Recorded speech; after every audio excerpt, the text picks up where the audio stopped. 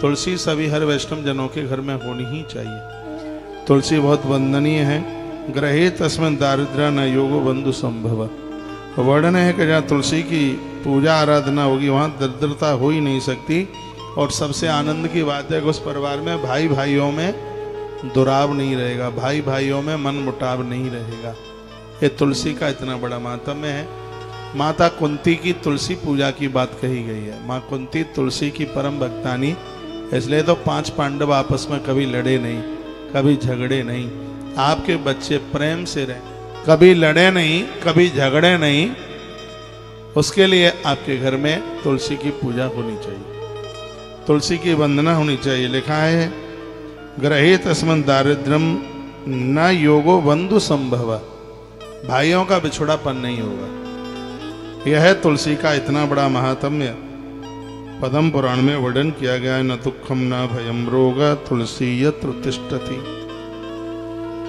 वहां अग्नि प्रकोप नहीं होता। कहीं अग्नि कहीं किसी चीज को छू भी ले तो वहां पर किसी भी प्रकार की जनहानि नहीं होती।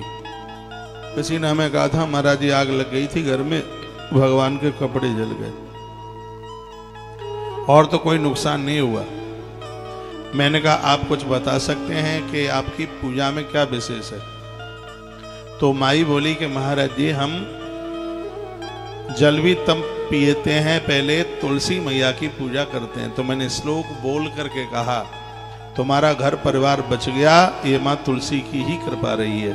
क्योंकि माँ तुलसी जिस घर में पूजती है उस घर में मैया तुलसी किसी की जनहानि नहीं होने देती। न दुखम न भयम रोगा तुलसी यत्र तिष्ठति। जहां तुलसी की स्थापना होगी वहां भय नहीं होगा, वहां सांपों का डंसन का भय नहीं होता। जहां पर तुलसी की पूजा है, तुलसी इतनी महिमा युक्त है।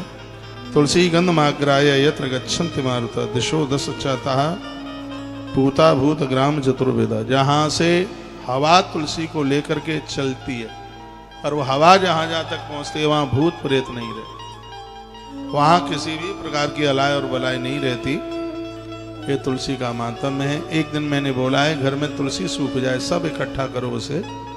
सीधाम वृंदावन में कथा में ध्यान दीजिए, जब भी आप वृंदावन में आते हैं तो सूखी तुलसी हमें दे जाइए और तुलसी तपोवन गौशाला से हरी भरी तुलसी लेके जाइए।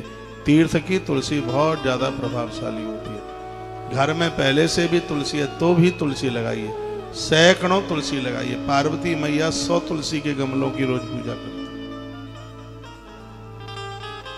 तुलसी की पूजा तुलसी पत्रों से की जाती है तो और उसकी महिमा हो जाती है। तुलसी की 108 परिक्रमा तुलसी के पत्तों से लगाइए।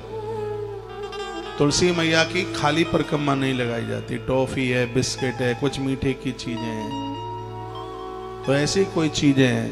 आपको पता है गोली, हम पहले बहुत छोटे हुआ करते थे, माताएं परिक्रमा लगाती थी और हम यही इंतजार करते थे कि अम्मा की परिक्रमा कब पूरी हो तो मसक्का मार करके और हम टॉफी लेकर के 9 2 11 बजे। बचपन की तो आनंद की बात ही अलग। तो वो परिक्रमा में वो कुछ न कुछ चढ़ाया जाता है। आपके घर में कभी वियोग ना हो, लड़ाई झगड़े ना हो, तो तुलसी माँ की परिक्रमा तुलसी पत्र से लगाइए। परिक्रमा लगाइए फिर उसको जड़ में छोड़ दीजिए। फिर उस तुलसी का करना क्या है, तुलसी को प्रसाद रूप में सब ले लो, जो बच गई है उसको सुखा लो और सूख जाए फिर उसका पाउडर बना लो। पाउडर जब बन जाए तो सुबह स्नान के बाद एक फंकी मार लो, थायराइड नहीं रहेगा जीवन में कभी भी। यह पत्र इसका बहुत ज्यादा प्रभावशाली। सूखी तुलसी का पाउडर बनाओ, उसको भी ऐसे ही आप फंकी लगा करके आप ले सकते हैं। तुलसी की लकड़ियों से यज्ञ होता है, लेकिन मैंने एक दिन बोला है कि वो लकड़ियां घी में डुबो करके रखी जाती है। चिता में भी सिर के नीचे तुलसी की लकड़ी रखी जाती है तो वो घी में डुबो करके। कुछ बातें हैं उनको बहुत ज्यादा ध्यान में रखना, नहीं अपराध हो जाता है फिर। जैसे अग्नि में फूल सीधे नहीं डाला जाता, अग्नि में फूल डाला जाता है तो उसको घी में डुबो करके तभी डाल सकते हैं। बहुत लोग यज्ञ होता है, पुष्पांजलि जब गाई जाती है तो सबके हाथ में फूल चावल होते हैं, तो वो जैसे ही पुष्पांजलि समर्पयामि तो सीधे जलती हुई आग में उसको जाके छोड़ देते हैं। ऐसे शक्ति, इससे श्री का हीन होता है, ऐसे लक्ष्मी की हानि होती है। तो जहाँ वो योनि होती है, जहाँ से आहुति डाली जाती है, वो वहां डाला जाता है फूल। अग्नि में पुष्प की आहुति तब डाली जाती है जब उसको घी में डुबा लिया जाता है। उसी प्रकार से आग में जब तुलसी जलाई जाती है तो उसको घी में डुबाया जाता है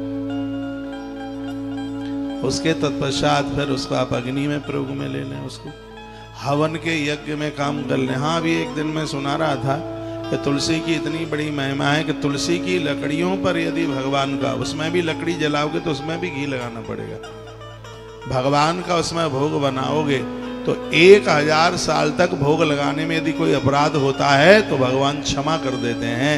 यह है तुलसी की अद्भुत महिमा है। तुलसी कंठ में भी हो, तुलसी भोजन में भी हो, पूजने के लिए तुलसी आंगन में भी हो। ये परम वैष्णवों की पहचान है। आप कहेंगे क्या रुद्राक्ष और तुलसी एक संग पहन सकते? हम पहने हैं ना, ये रुद्राक्ष भी पहने हैं, एक गुरु दीक्षा का भी रुद्राक्ष हम पहने हैं, ये रहा, इसके अंदर तुलसी भी होगी। कहाँ गई तुलसी?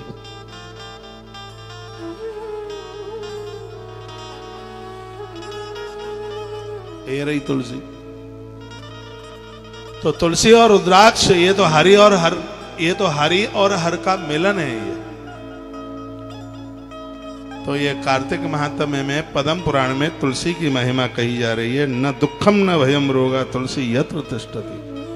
तुलसी के 5 पत्ते रोज लेते रहोगे तो किसी भी प्रकार का रोग ही नहीं रहेगा, प्लेट कम नहीं होगी। इसको दांतों से चबाया नहीं जाता, इसको गटका जाता है, इसको निगला जाता है, क्योंकि इसमें पारा ज्यादा होता है इसमें। यह तो बहुत बड़ा आयुर्वेद है। आजकल बाजार में तुलसी का साबुन मिलता है नहाने के लिए, ये यूज मत कीजिए। जिसमें तुलसी का रस पड़ा है उसको देह में मत लगाइए, उसको चमड़ी पर मत घिसिए, क्योंकि तुलसी में हमारी वंदनीय पूज्य है। तुलसी के साबुन को नहाने में प्रयोग में मत लेना। और जो कंपनियां बना रही हैं ये अपराध कर रही है, ठीक नहीं है। ऐसा वर्णन है कि जब आपके कंठ में तुलसी है तो अलग से तुलसी का साबुन लगाने की जरूरत क्या है? आपके कंठ में जो तुलसी है वहां से पानी गिरता है तो धरती के संपूर्ण तीर्थ और नदियों में डुबकी लगाने का तो फल उसी समय प्राप्त हो जाता है। कंठ में आप तुलसी पहने हैं, पानी नीचे गिरता है, कोई अपराध नहीं है। लेकिन आप उस तुलसी का जो रस साबुन में पड़ा है उसको आप देह में लगाते हैं तो वो ठीक नहीं है, वो बढ़िया नहीं। दिशो दस चाताम पूता पूत ग्राम चतुर्वेदा है। हवा तुलसी को स्पर्श करके जहां जहां बहती है उस स्थान को पावन कर देती है। स्मन ग्रहे मुनिश्रेष्ठा तुलसी मूल मृत्तिका सर्वदा तत् तिष्ठन्ति देवताश्च शिवो हरि। इस ग्रंथ में वर्णन किया गया है कि जहां पर तुलसी की मिट्टी जिस घर में मिलती है सभी देवता उस घर में वास करते हैं। तुलसी की मिट्टी गरुआ गमले में उसको आप रखिएगा, बहुत आनंद आ जाएगा। पद्म पुराण ने तुलसी का महात्म्य फिर कहा, अतिथि आपके घर आते हैं उनके हाथ पर तुलसी रखिए, नित्य तुलसी दल लीजिए। अतिथि बड़े भगवान की कृपा से आता है। अतिथि का अर्थ है जिसके आने की कोई तिथि ही नहीं है, उसको अतिथि कहते हैं। रोज इंतजार करते रहिए कि आपके घर ऐसे लोग आवे जिनको आप जानते भी नहीं, तो समझ लो कि आपकी रसोई का भोग स्वयं भगवान लगा करके चले गए। इंतजार करो, भोजन शुरू होता है तो बाहर देखो जाकर, कोई दरवाजे पर भूखा प्यासा तो कोई नहीं खड़ा है, देखो बाहर जाके, आवे अतिथि द्वार पर करो सकल सम्मान, ना जाने किस वेश में आ जावे भगवान। पता नहीं परमात्मा कौन से रूप में चल के आ जाए। गृहिणाम परमो धर्म प्रोक्ता चा अतिथि पूजनम। एक गृहस्थ का सबसे बड़ा धर्म है दरवाजे पर आए हुए आगंतुक अतिथि का वो आदर करता है, उसका मान करता है। दरवाजे पर आया हुआ कोई भी भूखा ना जाए आपसे। मैं बार बार यहाँ से क्यों चिल्लाता रहता हूँ, मैं गेट बंद करवा दूंगा यदि आप बिना भोजन के गए तो। ये अपने कोई नंबर बनाने के लिए नहीं, ये सब ग्रंथों में पढ़ पढ़ करके हम पागल हो गए। कपड़ा फाड़ने वाले पागल नहीं हुए हैं, पत्थर उठा के किसी की खोपड़ी नहीं फोड़ते हैं, पागल जिसको भगवान के भजन में रस आने लगा है, पागल। ईश्वर को पकड़ने के लिए दौड़ पड़ा है, पागल। ये तो महफिल पागलों की है। चतुर आप भी मत बनो, पागल आप भी हैं। दीवारी जैसी जगह पर बहू को, बच्चों को, घर द्वार परिवार सब छोड़ छाड़ कर इस पंडाल में बैठे हो, तो पागल तो वही और कौन हो। तो महफिल ये पागलों की है, लेकिन पागल कपड़े फाड़ने वाले पागल नहीं। आप वो पागल हैं जिनके हृदय में कृष्ण बैठ करके बांसुरी बजाता है। आप वो पागल हैं जिसका हृदय वृंदावन बन गया। यह जीवन का बहुत बड़ा आनंद है। एक बार फिर कहूंगा, गृहिणाम परमो धर्म, एक गृहस्थी का बहुत बड़ा धर्म है। क्या है? प्रोक्तश्च अतिथि पूजनम, उसके घर में आने वाले अतिथि को आदर दे।